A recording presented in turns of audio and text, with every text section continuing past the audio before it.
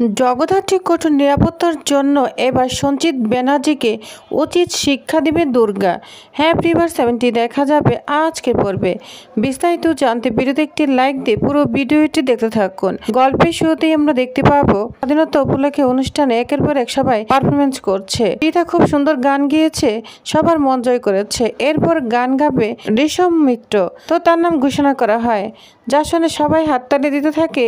আর দুর্গাও তো অনেক খুশি হয়ে যায়, মনোযোগ দিয়ে গান দেখতে থাকে। আর তখনই রেশম এসে খুব সুন্দর বাংলা গান গাইতে থাকে। এদিকে স্বয়ম্ভু জগদ্ধাত্রীকে বলছে, আচ্ছা এটাই তো রেশম না যাকে দুর্গা ভালোবেসেছে?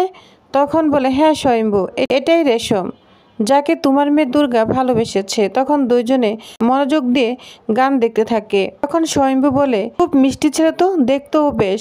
তাদের গান দুজনের খুব ভালো লাগছে। তো গান শেষে সবাই হাততালি দিতে থাকে আর দুর্গা তো অনেক খুশি হয়ে যায়। তখনই দুর্গা স্টেজে উঠে যায়, তো মাইক্রোফোনটা নিয়ে সে কিছু বলছে, আজকে আমি মঞ্চে দাঁড়িয়ে জনসম্মুখে কথা বলতে চাই। আর এদিকে দেখা যায় সঞ্চিত ব্যানার্জি জগদ্ধাত্রীর দিকে বন্দুক তাক করে রাখছে, সুযোগের অপেক্ষায় আছে, সুযোগ পেলে তাকে গুলি করে দিবে। এদিকে দুর্গা মঞ্চে সবার সামনে বলতে থাকে, যা আমার নিজের কথা, আমার নিজের মনের কথা। আমি সবার সামনে দাঁড়িয়ে যে কথা বলতে চাই এই গায়ককে, যে কথা বলতে চাই রেশমকে। যা শুনে রেশম তো পুরোই অবাক হয়ে যায়। এদিকে সঞ্চিত ব্যানার্জি একদম জগদ্ধাত্রীর দিকে টার্গেট করে রেখেছে, তো জগদ্ধাত্রীকে শুট করে দিবে। দেখে ফেলে দুর্গা। আর তখন মা বলে চিৎকার করে স্টেজ থেকে নেমে যায়। তখন তার মা জগদ্ধাত্রীকে একদম ধাক্কা দিয়ে ফেলে দেয়, তো বাঁচিয়ে দিল জগদ্ধাত্রীকে। যা দেখে তো জগদ্ধাত্রী অবাক হয়ে যায়। তখন স্বয়ম্ভুকে জগদ্ধাত্রী বলে, ওইটাই তো সঞ্চিত ব্যানার্জি, ওকে ধরো যাও। তখন স্বয়ম্ভু সহ ডিপার্টমেন্টের লোকজন সঞ্চিত ব্যানার্জিকে ধরতে যায়। এদিকে দুর্গা তার মাকে বলে, মা তোমার কিছু হয়নি তো? তখন জগদ্ধাত্রী বলে, হ্যাঁ আমি ঠিক আছি। তখন দুর্গাকে বলে, সত্যি দুর্গা, তুই 10 হাত দিয়ে না সব কিছুই রক্ষা করছিস। তখন দুর্গা বলে, মা আমি না তোমাকে হারাতে চাই না, কিছুতেই হারাতে চাই না। এই বলে জগদ্ধাত্রীকে জড়িয়ে ধরে কান্না করতে থাকে। দুর্গা বলে, মা আমি তোমাকে হারাতে চাই না, এই বলে কান্নায় ভেঙে পড়ে। আর তখন জগদ্ধাত্রী বলে, দেখ আমি একদম ঠিক আছি, একদম কান্না করবি না। শোন এই দুর্গা, ও যে স্টেজে যে ছেলেটা গান গাইলো, ওই কি তোমার রেশম? তখন দুর্গা বলে, হ্যাঁ পছন্দ হয়েছে? তখন জগদ্ধাত্রী বলে, তোমার পছন্দ অনেক ভালো। তার সঙ্গে দুর্গা বলে, আমার বাবার থেকে কিন্তু ভালো নয়। তখন জগদ্ধাত্রী বলে, না না তোমার বাবার থেকে অনেক ভালো। তখন দুর্গা বলে, আমার বাবা হচ্ছে বেস্ট, একদম হ্যান্ডসাম, বুঝতে পেরেছ? তখন দুর্গা বলে, দাঁড়াও আমি তোমাদের সাথে আলাপ করে দিচ্ছি। এই বলে রেশমকে ডাকতে যায় দুর্গা, কিন্তু রেশমকে কোথাও পাচ্ছে না। তখন বলে, যা ফান্টিং হয়ে গেল।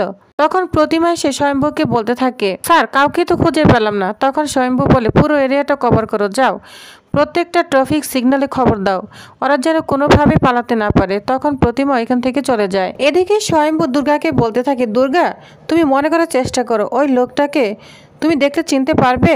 লোকটা দেখতে কেমন ছিল একটু বলো না। আর উনি পরনে কি ছিল, সাদা পোশাক ছিল না কি পোশাক ছিল? তখন দুর্গা বলে, দাঁড়াও আমাকে একটু মনে করতে দাও, মনে করতে দিবে তো আমাকে? তখন দুর্গা মনে করার চেষ্টা করে, কিন্তু কিছুতেই মনে করতে পারছে না। জগদ্ধাত্রী বলে, দুর্গা মনে করার চেষ্টা করো, এটা কিন্তু খুবই গুরুত্বপূর্ণ, বুঝতে পেরেছ? তখনই দেখা যায় জগদ্ধাত্রীর মোবাইলে ফোন বেজে ওঠে। ফোনটাই রিসিভ করে জগদ্ধাত্রী বলতে থাকে, হ্যালো। তখন আমরা দেখতে পাবো কৌশিকীর মা জগদ্ধাত্রীকে ফোন করেছে, বলছে, জগদ্ধাত্রী কি শুনছি, এসব কি শুনছি? তখন জগদ্ধাত্রী বলে, চিন্তা করো না জেঠিমণি, কোনো চিন্তা করো না, আমরা সবাই ভালো আছি। কিন্তু কৌশিকীর মা খুব চিন্তা করছে, বলছে, জানিস তো কৌশিকীর কানেও এই খবরটা চলে গিয়েছে, অফিসে অনুষ্ঠান আছে, তো পতাকাটা উত্তোলন করো, তাড়াতাড়ি চলে আসবে, তাড়াতাড়ি বাড়ি ফিরে আয় মা, তাড়াতাড়ি বাড়ি ফিরে আয়। তখন বলে জগদ্ধাত্রী, জেঠিমণি তুমি কোনো চিন্তা করো না, আমরা এক্ষুনি বাড়িতে চলে আসব। এটা বলে জগদ্ধাত্রী ফোনটা রেখে দেয়। তখন জগদ্ধাত্রী দুর্গাকে বলে, দুর্গা তোমার কিছু মনে পড়লো? তখন বলে দুর্গা, শোনো মা, আমি যখন স্টেজে রেশমের বিষয়ে কোনো কিছু বলবো কথা বলতে যাচ্ছিলাম, তখনই দেখতে পাই কেউ একজন বন্দুক তাক করে রয়েছে, ঘাড় ঘুরিয়ে দেখতে পাই তোমার দিকেই টার্গেট করে আছে। তখন আমার মাথায় কাজ করছিল না, আমি তোমার দিকে ছুটে যাই। জানি না ঈশ্বর আমাকে শরীরে কি শক্তি প্রদান করেছিলেন, আমি যেভাবেই হোক ছুটে তোমার কাছে চলে গেলাম। তোমাকে সরিয়ে দিলাম আর গলিটা পাশ কাটিয়ে অন্যদিকে চলে গেল। তখন স্বয়ম্ভু বলে, সে তো বুঝলাম, কিন্তু ভালো করে একটু মনে করার চেষ্টা কর যে তুই লোকটাকে দেখেছিস কিনা, একটু ভালো করে মনে করার চেষ্টা কর। তখন পৃথাকে বলতে থাকে, পৃথা তুই কি ওই লোকটাকে দেখেছিস? তখন পৃথা বলে, না মামু, আমি তো দেখিনি, আমি তো প্রোগ্রাম দেখছিলাম, আমার নিজের পারফরমেন্স ছিল, আমি কিচ্ছু দেখিনি। তখনই আমরা দেখতে পাবো দুর্গা খুব মনোযোগ দিয়ে মনে করার চেষ্টা করছে আর বলছে, বাবা আমি যদি কোনো ভুল না করি তবে লোকটা সাদা পোশাক পরা ছিল, সাদা জুতা ছিল। লোকটার অতীত আমি জানি না, কিন্তু বর্তমানে ওনার যে চেহারা দেখেছি, ওনার চেহারাটা দেখলে আমি কখনোই ভুলবো না, আর ওনাকে পেলে না আমি ওনাকে ইচ্ছা মতো সাইজ করব।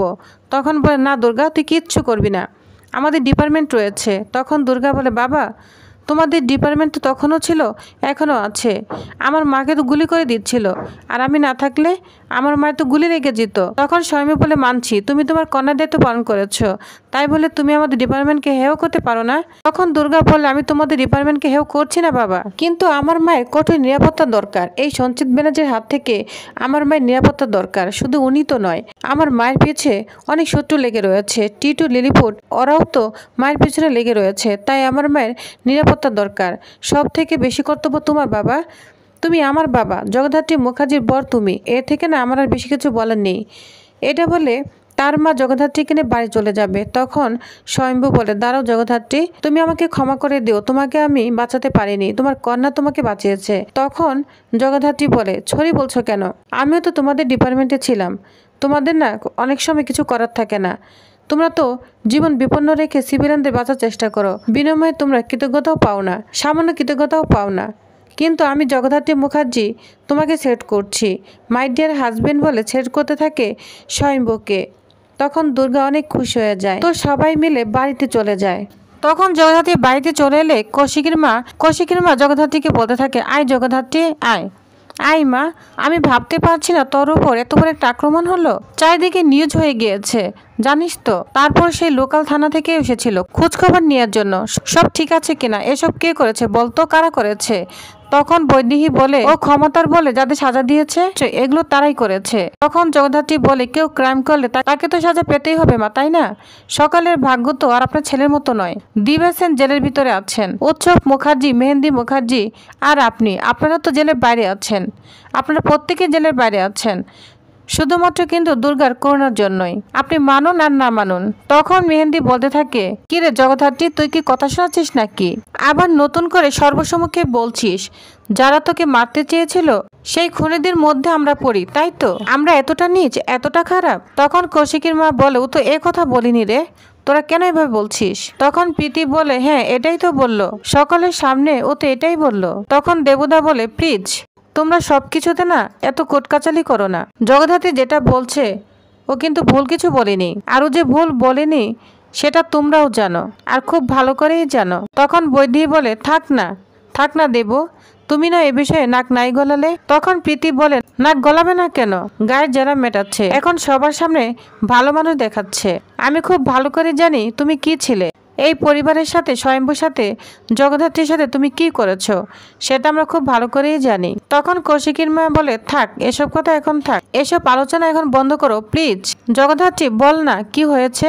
তখন পৃথা বলে, আমি বলছি, আমি গান পারফর্ম করছিলাম, পারফর্ম করার পরে নেক্সট পারফরমেন্স শুরু হলো, নেক্সট পারফরমেন্স হয়ে যাওয়ার পর দুর্গা স্টেজে উঠলো, দুর্গা স্টেজে উঠে কিছু একটা বলতে চাচ্ছিল, কিন্তু তারপরে হঠাৎ করে ও জাম্প করলো, মা বলে চিৎকার করে উঠলো, তারপরে মায়ের দিকে ছুটে গেল, ওইখানে গিয়ে ওর মাকে ধাক্কা মারলো, তারপরে একটা গুলির আওয়াজ শুনতে পেলাম, চারিদিকে বিশৃঙ্খলা, দৌড়াদৌড়ি, ছোটাছুটি হলো, কোথা থেকে বড় মামা এলো, বাকিদের সঙ্গে চারিদিকে ঘিরে ধরলো এবং খোঁজ চলছে কে গুলি করেছে, সব মিলে না বাজে একটা কাণ্ড হলো, অনুষ্ঠানটা পণ্ড হয়ে গেল। এই বলে পৃথা খুব কষ্ট পেতে থাকে আর সবাই অবাক হয়ে যায়।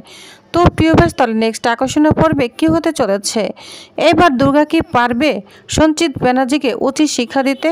তো আপনাদের কি মনে হয় অবশ্যই জানাবেন। তো নেক্সট আকর্ষণীয় পর্বটি জানতে অবশ্যই আমার সাথেই থাকুন। ধন্যবাদ।